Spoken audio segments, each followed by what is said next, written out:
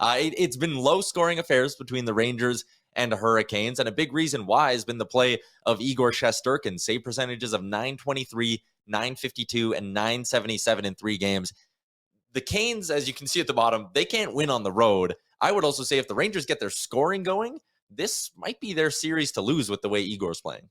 Yeah, Shesterkin has been back to that same Vezina level, potential Hart conversation and finalist level. And that's great news for the Rangers. They probably, should have won at least one of those games in Carolina, who, as we mentioned, has remained perfect at home, can't win on the road. They're going to have to figure it out. They would have home ice advantage, not just to finish out this series, but also in round 3, if the Tampa Bay Lightning are able to pull off their win over the Florida Panthers. And we'll get to that series in a moment with George Richards in our All 32 segment.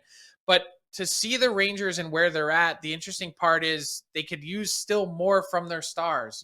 Want to see more from Artemi Panarin and Mika Zibanejad. They showed it really in the end of that series against the Penguins when it mattered most, that they're able to step their game up to that level, but they haven't really done that in the first few games of the series to the point where they've overwhelmed the Hurricanes. They have the star power. The Canes don't, and yet it hasn't really played out that way.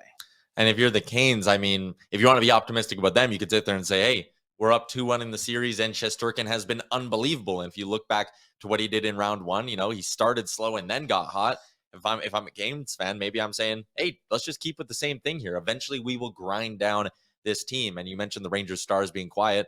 Maybe that's a product of the Canes just playing them very well as well. Yeah, I think that's part of it. They're consistent in their approach. They're militant. They really don't deviate from it. We talked about the Flames and how surprising it was to see them get away from their game.